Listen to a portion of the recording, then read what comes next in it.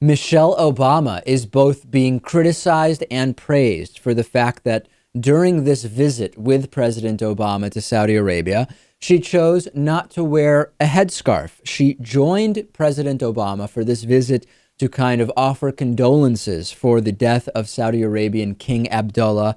And Michelle Obama, the First Lady, stepped off of Air Force One wearing long pants and a brightly colored jacket with no headscarf. And under the kingdom's strict dress code for women, Saudi females are required to wear a headscarf and loose black robes in public.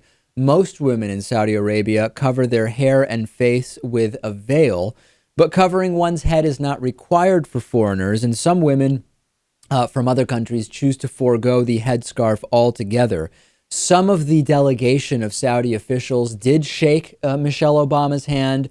Some kind of just nodded to her and made no physical contact, and all sorts of criticism. And the criticism and praise, I should mention, some of the criticism from the right seems very hypocritical because on the one hand, the right claims to oppose the fundamentalist type regimes of places like Saudi Arabia.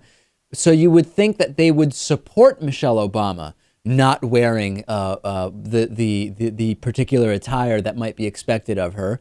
But at the same time, they criticize her for not respecting Saudi Arabia. Well, she was not breaking the law in Saudi Arabia. I think it's different if you go into a mosque or something like that. Any chance to criticize the president or the first lady will be utilized. I think that as the First Lady of the United States, Mrs. Obama is an American and a woman, and there are differences in terms of not only what the expectations are within different religions, and remember that Michelle Obama's religion is different than that of Saudi Arabia, but there are differences in terms of the country and the cultural expectations, and as a head of state, Michelle Obama should not be expected to conform to all religious or cultural beliefs.